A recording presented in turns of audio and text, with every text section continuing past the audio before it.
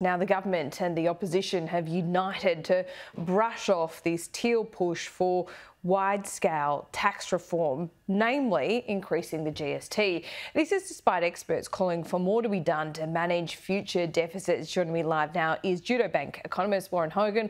Warren, great to see you. I haven't seen you since budget time, actually, but plenty of water has gone under the bridge since then. Let's get to the fundamentals of what the teals are trying to talk about, because, yes, the GST has got all the headlines, but they're saying, well, we need to actually be brave and do some wide-scale tax reform. Do you agree with them fundamentally? I do, Laura, and thanks for having me on the show.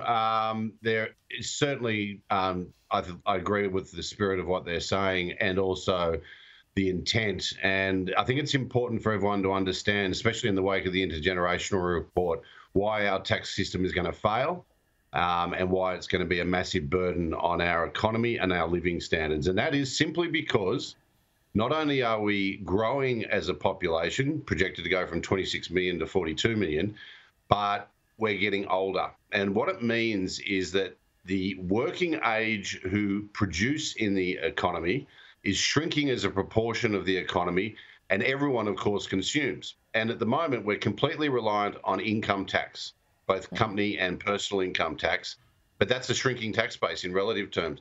So we're going to get ourselves into trouble, especially in light of the government's desires to fund a lot of new programs around health and ageing and defence, all these things we know.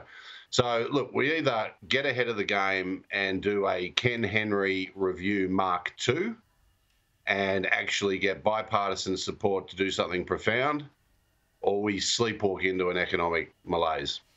Yeah, Ken Henry has done this before. We put forward a lot of suggestions. Have any of those been taken up, though? No. Well, 3 out of 138, to be precise. Right, the easy ones. Stark contrast. Yeah, very much the easy ones. And look, to make the point, the RBA review that was handed down this year made 51 recommendations, and the government's given in principle agreement to 51 recommendations. So you can see that the politics is everything. And our politics isn't great, whether you look at the current parliament or you look at the trend in democracies everywhere. So do we need a crisis point? Maybe. Or do we need leadership that takes the long view? Definitely. Will we get it? That's the $64,000 question. No, I'm not even sure a crisis point will get us there, because we've had many points along the way. We've had a lot of reports. We need some political courage to do so. But, Warren, what does the kind of, in a perfect world, tax arrangement system look like? If you had a blank piece of paper, what would you do with it? Well, I mean, in my mind, you've got 3 main tax bases. That's income, consumption, and wealth. And at the moment, we're extraordinarily dependent on income. We've got a little bit on consumption and not much on wealth. So we need to shift that balance. And of course, the consumption side of it is critical because, as I said, the amount of people who are not working in our community, the dependents, so-called, is growing, but they consume. So we need to work out how to tax them.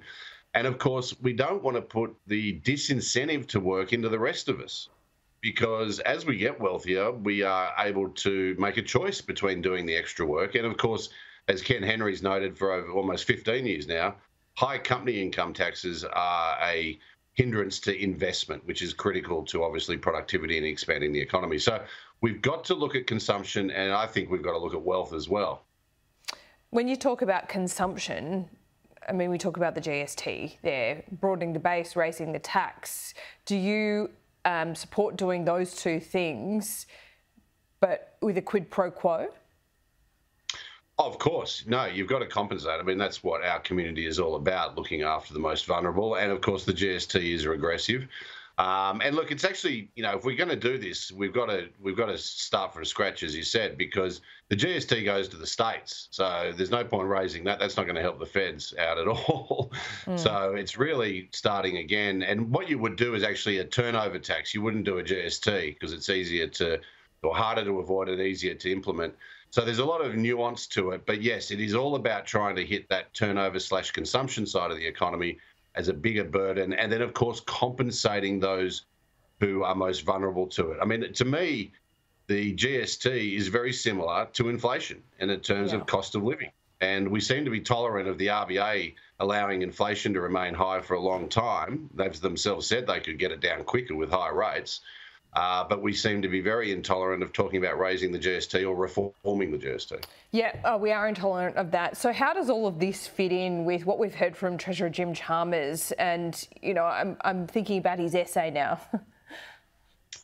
Yeah, well, I mean, it can all fit in. I mean, I think his broad vision in the essay is a great one in general terms. I mean, we've got to make sure we've got an economy that is effective and efficient and produces before we can start divvying up the pie, of course. So we've got to get that balance, but that's always been the case. And I think Jim Chalmers knows all this. I think the political constraint is that they don't want to do anything until they get another term. And they haven't got a strong position at this stage. So, look, I just don't think it's feasible. I don't think, as we're hearing, either side of the big two parties are interested.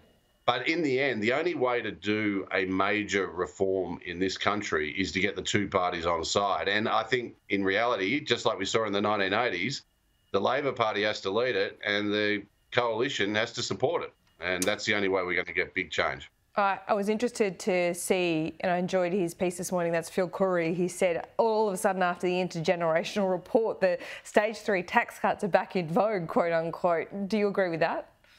Yeah, totally. I mean, you know, I always liked the stage 3 because they were reformed. They simplified the tax system, less tax brackets, less disincentive, particularly in those sort of middle incomes. But now it's absolutely critical with this inflation because we've got huge bracket creep. The Treasury is rolling in extra money because of inflation. And we're basically, the tax burden on us income earners is going up. So you need these stage 3 tax cuts just to reverse some of that. So, yeah, I don't think the government's going to go anywhere near getting rid of those.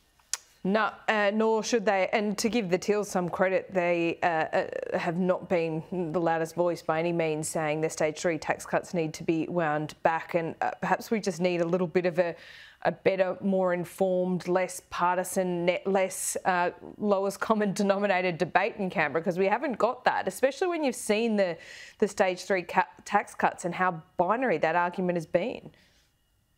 Yeah, I mean, I think the stage 3 tax cuts are seen through the prism of fairness and, of course, reducing the tax incidence on high income earners. And there's merit to those arguments, of course. But when you're talking about really high income earners and that wealth equation, Warren, I mean, they're not paying personal income tax.